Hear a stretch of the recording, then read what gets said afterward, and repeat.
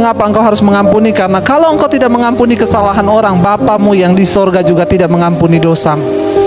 Kalau kita mau terima pengampunan, mari kita lepaskan pengampunan. Terima kasih Bapa, dari Engkaulah kami belajar soal mengasihi dan mengampuni. Kami tahu ketika Engkau datang, Engkau mencari orang-orang yang serupa dan segambar dengan Engkau, Tuhan. Biar Engkau dapati setiap kami memiliki sifat-sifat-Mu Bapa dalam hidup kami, agar hidup kami boleh berkenan di hadapan Tuhan. Kami percaya firman-Mu yang terus menyempurnakan setiap kami, firman-Mu yang terus mengubahkan hidup kami, agar kami semakin hari semakin berkenan dan layak di hadapan Tuhan. Urapi hamba-Mu yang tidak ada apa-apanya Tuhan, sampaikan isi hati-Mu bagi kami. Kami buka hati bagi kebenaran firman Tuhan. Di dalam nama Tuhan Yesus yang percaya Tuhan di tengah kita, memberkati kita, katakan bersama amin, amin. Silakan duduk Bapak Ibu yang terkasih. Shalom. Bagaimana kabarnya hari ini? Luar biasa, karena kita punya Tuhan yang luar biasa. Iya, seperti tema hari ini ya, gembala di gereja ini memberikan visi bagaimana kita menjadi umat yang berkemenangan di dalam Tuhan. Dan tema kecilnya hari ini adalah kita hidup di dalam kasih dan pengampunan. Orang yang berkemenangan adalah orang yang hidup ya, hidupnya itu bebas dari segala ikatan dosa. Karena saudara, memang hal yang paling sulit dalam hidup ini adalah menaklukkan diri sendiri. Amin.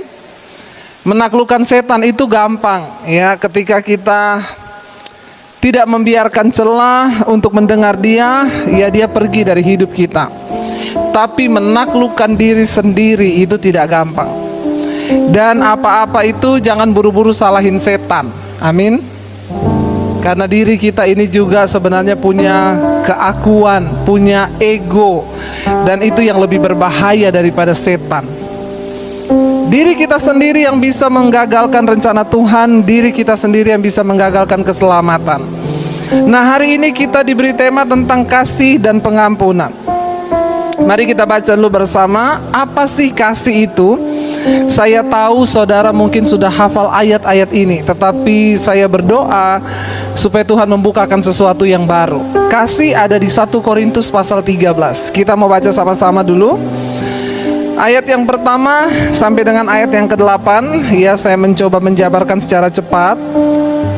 Ini hanya untuk mengingatkan, karena sebelum kita membahas lebih dalam, kita harus tahu dulu apa sih makna dari kasih. 1 Korintus 13 ayat yang pertama berkata begini, sekalipun aku dapat berkata-kata dalam apa? Dengan semua bahasa manusia dan bahasa malaikat. Ya, hebat nggak orang bisa bahasa malaikat? Hebat banget saudara ya, kita bisa bahasa bahasa Inggris, bahasa Perancis aja udah hebat, apalagi bisa bahasa malaikat. Seumur hidup saya belum pernah ketemu orang yang bisa berbahasa malaikat. Ya, saudara pernah ketemu sudah? Belumnya sama dong, kita belum pernah ketemu ya. Orang itu sekalipun dia bisa bahasa semua bahasa manusia, semua bahasa malaikat, tetapi kata Alkitab, jika tidak mempunyai kasih, aku sama seperti dengan apa? Gong yang berkumandang dan canang yang gemerincing.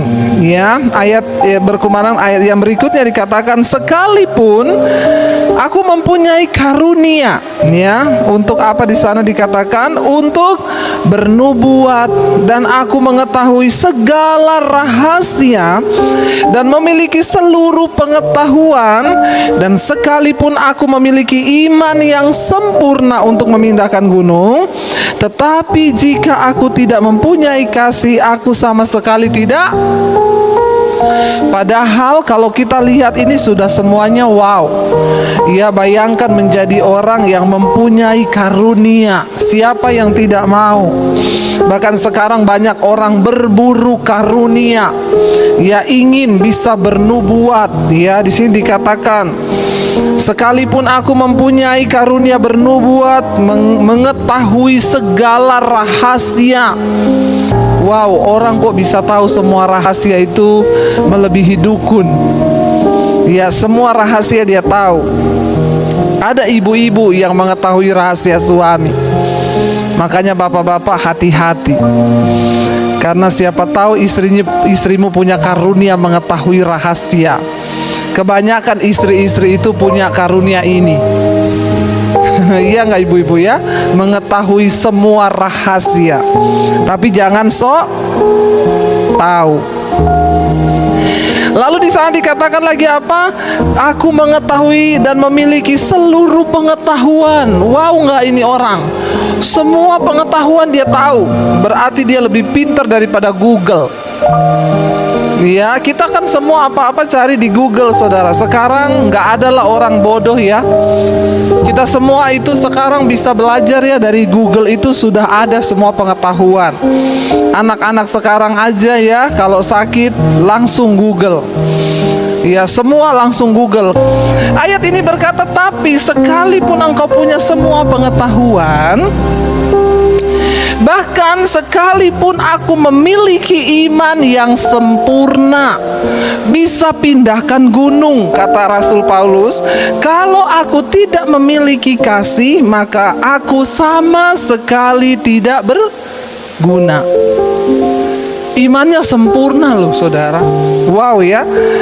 Lalu yang berikutnya di sana dikatakan, kita lihat ayat yang berikutnya, saudara. Dan sekalipun aku membagi-bagikan segala sesuatu yang ada padaku, bahkan menyerahkan tubuhku untuk dibakar, tetapi jika aku tidak memiliki kasih, sedikit pun tidak ada faedahnya bagiku. Aneh ya saudara. Kan ayat ini berkata di sini tadi, sekalipun aku membagi-bagikan sesuatu, bahkan menyerahkan tubuhku untuk dibakar. Berarti ada ya orang membagi-bagikan sesuatu tapi tidak punya kasih. Ada nggak saudara? Ada, buktinya ayat ini ngomong. Atau ada nggak orang yang memberi dirinya untuk dibakar loh, tapi ternyata nggak ada kasih? Itu juga tidak berkenan ya kepada Tuhan. Lalu ayat berikutnya berkata begini, kasih itu, ini yang mau kita bahas. Yang pertama, kasih itu ia tidak cemburu, ia tidak memegahkan diri dan tidak sombong. Ia tidak melakukan yang tidak sopan dan tidak mencari keuntungan diri sendiri. Ia tidak pemarah dan tidak menyimpan kesalahan orang lain. Ia tidak bersuka cita karena ketidakadilan, tetapi ia bersuka cita karena kebenaran. Ia menutupi segala sesuatu dan percaya segala sesuatu, mengharapkan segala sesuatu, bahkan sabar menanggung segala sesuatu. Yang berikutnya di sana dikatakan, kasih tidak berkesudahan, nubuat akan berakhir, bahasa roh akan berhenti, bahkan pengetahuan akan lenyap, tetapi kasih tidak berkesudahan. Saudara, hari ini kita membahas ayat tentang kasih dan pengampunan. Satu kali ada seorang jemaat yang telepon kepada saya. Dia curhat soal anaknya yang mengalami depresi. Kasihan saudara, anaknya remaja sudah mengalami depresi. Bu, anak saya kalau dia depresi itu dia tidak keluar kamar, Bu. Dia tidak mau makan. Sekarang itu kan ngeri ya saudara, kalau anak remaja nggak keluar kamar, tidak mau makan-makan, itu bahaya sekali loh. Ya, bahkan sekarang apalagi dengan kita tahu banyaknya kasus-kasus bunuh diri. Ya, itu mengerikan. Nah, orang tua, disinilah peran aktif kita sebagai orang tua untuk membimbing anak-anak ini. Dia berkata, Bu, saya bersyukur padahal akhir-akhir ini anak itu sudah mulai sembuh, dia sudah mulai bekerja, tetapi beberapa hari ini dia kumat lagi. Jadi saya tanya saudara, Bu, orang itu depresi kan pasti ada sebabnya. Nggak mungkin anak tiba-tiba di dalam keluarga baik-baik, tiba-tiba dia depresi, itu kan nggak mungkin saudara ya. Dia bilang, memang Bu, suami saya orangnya keras. Suami saya itu pemarah, ya, suami saya itu emosinya meledak-ledak. Bahkan kalau teriak, saya sama anak-anak itu sampai ketakutan. Lalu saya bilang sama ibu itu, berarti ya kan dia berkata, anak saya ini bu sudah ke psikiater bolak-balik sampai ganti psikiater tapi tidak bisa sembuh depresi. Jadi saya bilang sama ibu itu, ibu mau anak ibu sembuh? Iya. Bawa suamimu ke psikiater. Amin. Yang perlu berobat siapa saudara? Suaminya. Saya bilang, ibu tahu kenapa anak ibu tertekan? Kenapa anak ibu itu menderita dan sampai depresi? Ya karena suamimu. Saya ini pernah merasakan bagaimana dulu ketika masa kecil saya itu sering dipukulin. Papi saya juga orangnya kalau teriak marah itu, aduh kita semua sudah langsung gemeteran. Bahkan maaf loh, kita lebih suka papi itu pergi tugas keluar kota. Jadi kalau dia tugas keluar kota, kita semua yes. Lo bener, nggak sedih kita, ya? Berapa lama Pak? 1 minggu. Kok cuma seminggu? Sebulan gitu pergi jauh-jauh gitu ya? Karena nggak aman di rumah, nggak damai. Jadi saya bilang sama ibu itu, ya bu, ya pastilah bu anak depresi. Saya pernah mengalami yang seperti itu. Bagaimana saya dipukul, bagaimana saya hidup di dalam tekanan karena papi itu begitu galak kepada kami. Tidak ada, sampai pada akhirnya kan apa yang terjadi? Saya mau mengakhiri hidup saya dengan bunuh diri.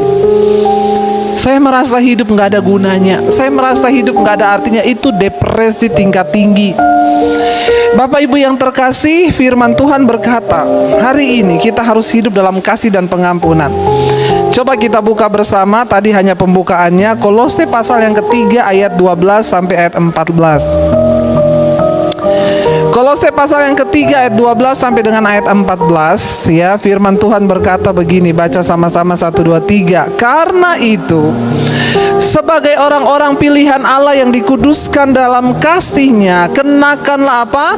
Belas kasihan, kemurahan, kerendahan hati, kelemah lembutan, dan kesabaran.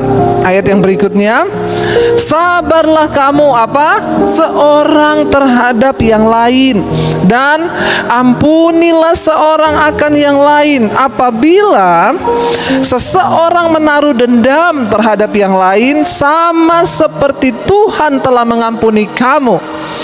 Kamu perbuat jugalah demikian. Dan di atas semuanya itu kenakanlah kasih sebagai pengikat yang mempersatukan dan menyempurnakan. Ayat ini berkata sebagai orang-orang pilihan Allah. Berapa banyak di sini yang merasakan bahwa engkau adalah pilihan Tuhan? Yang merasa saja, yang tidak merasa pulang aja. Saudara semua yang ada di tempat ini adalah orang pilihan Tuhan. Karena itu saudara ada di sini. Kita tidak mungkin ada di sini kalau tidak dipilih Tuhan. Nah sekarang kalau kita menyadari kita orang pilihan Tuhan yang sudah dikuduskan dan dikasihinya, apa yang harus kita lakukan? Jangan hanya berdiam diri. Ada perintah selanjutnya bagi kita. Ayat ini berkata, yang pertama yang harus kita lakukan adalah kenakanlah apa? Belas kasih. Belas kasihan itu orangnya itu mudah iba itu loh. Mudah kasihan. Lihat orang susah, kasihan. Tahu orang yang berkekurangan, kasihan. Kita nih harus punya hati dan perasaan seperti Tuhan. Saudara, ya kita nggak perlu tunggu kaya baru kita bisa mengasihi orang. Mungkin ada keluargamu, ada sanak saudaramu, ada tetanggamu, atau siapa saja. Anak saya tuh kalau cerita, mam, teman saya tuh kasihan loh. Dia cuma tinggal di kos-kosan, tempatnya kecil, cuma tinggal sama neneknya, papa mamanya cerai. Saya bilang sama anak saya, kamu kirim sama dia tiap bulan sembako. Amin. Ayo saudara, mulai punya hati yang berbelas kasih. Tidak usah dengan hal yang muluk-muluk. Apa yang bisa kita lakukan? Kita nabur bagi orang setiap bulan, ngasih dia beras, ngasih dia minyak. Kita nggak bakalan miskin. Kita mengurangi sedikit budget kita untuk makan-makan di luar dan berbagi. Ya, bagi orang-orang. Saya tidak pamer loh, tapi sampai hari ini Saya berbagi buat tetangga-tetangga yang berkekurangan, orang-orang yang berkekurangan. Ayo kita punya belas kasihan. Saya mau berkata kepada saudara, ketika kita hidup dengan belas kasihan, Tuhan yang akan memelihara saudara dan saya. Kita tidak akan miskin dengan berbagi. Masih banyak orang-orang Kristen tuh yang pelitnya minta-minta ampun. Dengar Alkitab berkata orang kikir tidak masuk surga. Ya, beli pisang ditawar saudara. Ya, tawarnya itu kalau enggak, waduh ya, mengerikan ya. Ibu-ibu ini perlu bertobat. Ya, jangan menertawakan dirimu sendiri. Ke pasar beli sayur ditawar, please deh. Kalau perlu berapa bu pisangnya? 30.000, kasih 50, amin. Nggak ada amin. Ini perlu bertobat ini. Ya, berbagi. Kita ini tidak selamanya loh dapat kesempatan untuk berbagi loh. Itu yang saya cerita di salah satu khotbah saya. Beli pisang sama suami saya. Saya berhenti di pinggir jalan, di perumahan orang mewah, perumahan mewah. Saya berhenti, saya mau beli pisang. Tuh ada bapak-bapak tua jualan pisang. Saya udah berhenti, ada ibu-ibu duluan berhenti. Mobilnya sih miliar. Ya, dia turun. Pak, pisangnya berapa? Saya tungguin dia. 30.000 bu. Wih, mahal sekali. Pakainya berlian, mobil miliaran, mental miskin. Bertobat. Amin. Lo bener gak saudara? Bikin malu loh. Itu bapak tua saudara. Iya bu, biasanya juga segini. Sekarang lagi naik kok bu. Di sana juga lebih mahal dari di sini. Orang biasa saya aja beli di pasar cuma 20.000 kok satu sisir. Nggak bisa bu, 30.000, 25 ya. Apa ya, hidupnya itu nggak tenang kalau nggak nawar. Tapi beli tas Louis Vuitton, dia nggak nawar loh. Coba saudara pergi beli yang brand saudara nawar. Please ya saudara, please. Jangan punya mental miskin. Anda boleh kaya tapi kadang mentalnya tuh miskin loh. Saya tungguin dia lama nawar 5.000. Akhirnya saya bilang sama bapaknya, Pak kasih aja pak, nanti saya yang tombokin. Terus dia bangga gitu ngomong ke saya gini, tuh kan bapaknya lama sih. Saya akhirnya kan ibunya mau nombokin saya loh. Dalam hati saya terus lu nggak malu gitu? Please ya saudara, coba saudara bayangkan kalau yang jualan itu bapakmu, keluargamu. Coba kalau saudara yang jual di pasar itu adalah saudaramu, ibumu. Ya, jangan lewatkan kesempatan untuk berbuat kebaikan demi kebaikan. Ya, ada juga suami-suami yang pelit. Banyak istri-istri konseling sama saya, Bu, saya itu suka menabur bu, tapi suami saya itu pelit banget. Dia marahin saya kalau saya menabur. Ya, ini suami-suami juga bertobat ya saudara. Mari kita memiliki belas kasihan. Ya, itu awal dari kita ini memiliki hati Tuhan. Di sini dikatakan, lalu apa? Hidup dengan kemurahan. Orang yang murah hati akan menerima kemurahan.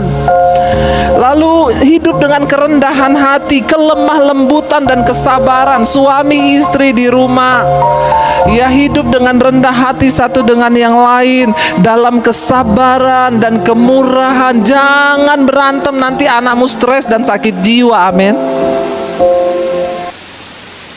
Saya berdoa supaya kita semua bertobat. Hari-hari ini adalah hari-hari yang singkat. Mari kita memiliki kasih yang sesungguhnya.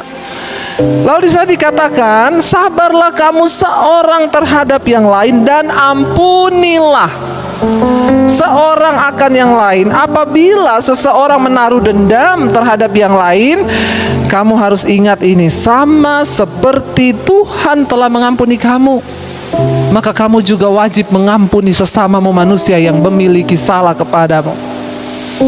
Ada orang-orang yang terus hidup dalam kepahitan dan amarah.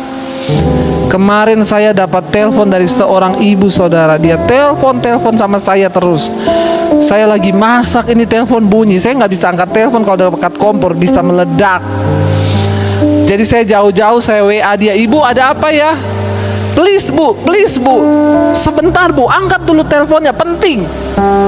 Waduh, saya pikir apa ada jadwal yang kelewat nih, jangan-jangan saya khotbah ini saya lupa nih. Oke, saya telepon, dia telepon. Bu, saya mau tanya ibu ya, ibu ada ngomong sama anak saya. Ibu ngomong ke anak saya bahwa oh memang mamahmu itu aneh. Saya kaget kan saudara, ini yang telepon siapa? Anaknya siapa? Saya tunggu bu, ibu ngomong yang jelas dulu ya. Saya ini tidak tahu ibu, anak ibu siapa. Dia sebut nama anaknya, saya tidak kenal itu nama itu. Jadi ceritanya begini bu, saya ini kan sama anak saya ribut, selalu masalah dalam rumah tangga. Saya dengan menantunya, istrinya. Dan saya tadi tuh ngomong sama dia, kamu cari hamba Tuhan deh, kamu konseling. Dia bilang, sudah, saya udah konseling sama Bu Debbie. Dan Ibu Debbie ngomong memang mamahmu itu aneh. Haleluya ya saudara. Jadi rempong gak saya? Bu, tunggu dulu, anak ibu bilang, terus dia nyemprotnya ke saya. Jadi gini bu, kita ketemu bertiga, ibu klarifikasi di depan anak saya. Ibu yang konseling sama saya ini ribuan bu, dan saya tidak tahu yang anaknya ibu yang mana. Saya bilang, dan ibu nggak bisa begitu dong, lihat kasusnya. Coba ada foto WA-nya nggak? Saya tidak akan mungkin berkata, oh berarti ibumu tuh aneh, kalau dia nggak ngomong yang aneh. Ya kalau ada orang datang, bu, mama saya tuh aneh, berantem terus sama istri saya, kayak gini dimarah, kayak gini dimarah, kayak gitu dimarah. Ya saya jawab, berarti makmu perlu doa pelepasan. Kalau sampai memang, lah kalau dia ngomong mama saya tuh baik banget, nggak mungkin saya ngomong, oh mamamu aneh, yang gila tuh saya. Jadi saudara, saya bilang ini ibu, saya tidak mau ibu melibatkan saya di dalam urusan berantemnya ibu dengan anak. Saya mau menasehati ibu, berdamailah bu. Mau sampai kapan orang ribut terus, nggak capek apa? Hidup ini sudah ribet, nggak usah dibikin tambah ribet, amin. Coba kalau ada yang mengalah, salah satunya mengalah. Ini persoalan mertua dan menantu saudara. Ya makanya perlu tanam di rumah lidah mertua. Di rumah saya selalu ada itu lidah mertua ya. Itu tanaman yang sehat bagi kesehatan. Dia menyedot racun-racun di dalam rumah kita, namanya sansifera, itu lidah mertua. Tapi ada juga lidah mertua yang membawa racun di dalam rumah. Makanya bertobatlah. Kalau kita hidup dalam belas kasihan, pengampunan, tidak bakal ada tuh yang begitu-begitu. Saya bilang, ibu lakukan firman saja bu ya, jangan menaruh dendam. Kalau kita ini menaruh dendam kepada seseorang, kata firman ini, ingatlah bahwa kamu juga sudah diampuni. Saudara,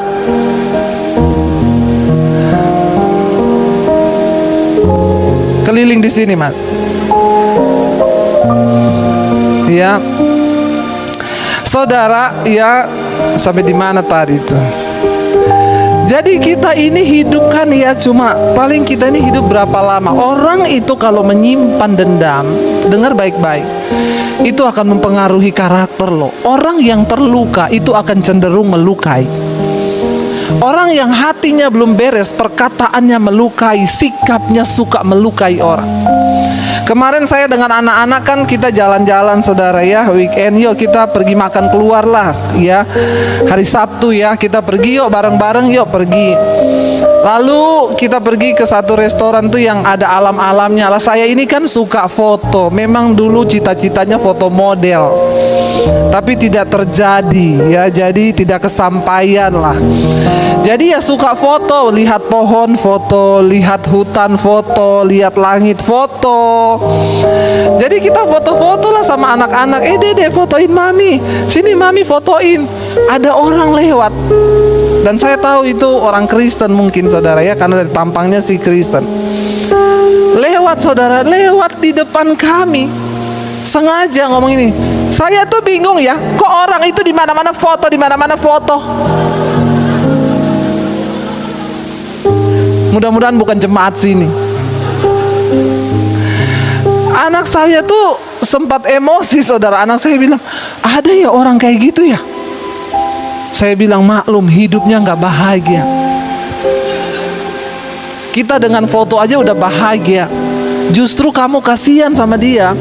Orang kayak begitu itu hatinya ndak beres tuh. Itu banyak kepahitan tuh.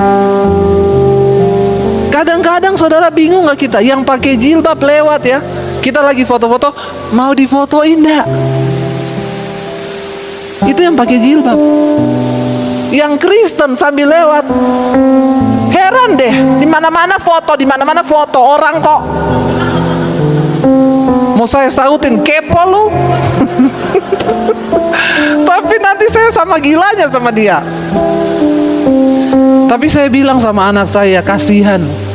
Lihat orang itu kalau sininya bermasalah, dia itu cenderung mau melukai orang lain. Dia tahu kan, dengan dia berkata begitu, orang kan memang dia sengaja kan. Dia tuh sengaja mau melukai orang. Dia sengaja loh.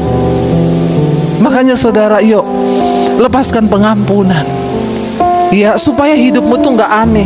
Saya cuma bilang sama suami saya, kasihan banget jadi suaminya ya. Ada loh orang-orang, karena saya juga dulu begitu. Orang yang paling saya pahit itu papi saya dulu. Dari kecil saya biasa dipukulin. Sampai saya terima Yesus, saya diusir dari rumah. Dan ternyata saya punya kepahitan sama papi saya. Apa yang terjadi ketika saya menikah? Saya dulu kalau mukul anak saya masih kecil-kecil, saya pukul mereka sampai teriak-teriak minta ampun. Dan kalau saya mukul tuh sambil saya ngomong, kamu tahu nggak, apa yang dulu opa bikin sama mami itu lebih hebat daripada apa yang kamu alami sekarang. Saya tuh sakit jiwa. Jadi kayak ada sebuah perasaan ingin balas dendam kepada anak, untuk mereka juga rasakan apa yang dulu waktu kecil saya rasakan. Sampai akhirnya Tuhan pulihkan saya. Saya sudah pelayanan loh. Saya kalau ribut sama suami saya, padahal suami saya tuh orang Solo yang tidak pernah marah. Dia tuh mau marah aja minta izin. Kalau ngomong sama saya, kalau mau marah saya, aku boleh marah nggak? Saya bilang marah aja, nggak usah permisi. Orang kok mau marah permisi, mau marah ya. Ya, itu saya bisa saudara tersinggung dengan suami saya. Dulu waktu saya belum dilepaskan dari kepahitan, saya belum lepaskan pengampunan, saya salah paham dengan suami. Saya bisa bentur-benturkan kepala saya ke tembok loh. Sakit jiwa nggak saya? Berantem sama suami saya, pergi dari rumah sampai malam saya nggak pulang. Saya seneng kalau suami saya tersiksa. Saudara bayangkan kalau Anda menikahi orang yang belum melepaskan pengampunan. Aduh, jadi bulan-bulanan. Tapi untung Tuhan mengasihi, saya dilepaskan. Yang lepaskan adalah suami saya. Tuhan izinkan, lalu setelah saat itu saya lepaskan pengampunan buat papi saya. Saudara, akhirnya saya tidak pernah lagi mukulin anak saya. Saya tidak pernah lagi membenturkan kepala saya ke tembok. Saya diubahkan Tuhan. Jangan sampai engkau jadi kelainan jiwa karena engkau tidak melepaskan pengampunan. Lalu yang terakhir saudara, karena sudah habis waktu, sebenarnya masih ada 10 ayat yang mau saya baca. Ya, dan di atas semuanya itu, firman Tuhan berkata, dan di atas semuanya itu kenakan apa? Kasih sebagai pengikat yang mempersatukan dan menyempurnakan. Makanya saya selalu bilang, jangan bangun pernikahan dengan dasar cinta, karena cinta itu pret. Ya, cinta itu pret. Kalau masih ada yang diharapkan, cinta iya. Begitu tidak ada yang diharapkan, lunturlah cintanya. Waktu bulan madu masih ada cinta. Begitu selesai bulan madu, tinggal racunnya. Bahaya. Mari kita melandasi dan mengikat pernikahan dengan kasih. Kenapa? Kasih itu tidak mementingkan diri, tidak menuntut, tetapi cenderung memberi. Saya berdoa saudara, biar kita semua hari ini selalu ingat, ya mari kita hidup dalam kasih dan pengampunan. Satu yang terakhir, mengapa engkau harus mengampuni? Karena kalau engkau tidak mengampuni kesalahan orang, Bapamu yang di sorga juga tidak mengampuni dosamu. Kalau kita mau terima pengampunan, mari kita lepaskan pengampunan. Mari kita bangkit berdiri bersama. Terima kasih Tuhan, kami mengucap syukur buat siang hari ini. Engkau yang mengajarkan kepada kami segala hal yang baik. Kami percaya Tuhan, ajar kami belajar mengasihi lebih sungguh. mengampuni lebih sungguh. Kami mau belajar untuk melakukan firman-Mu.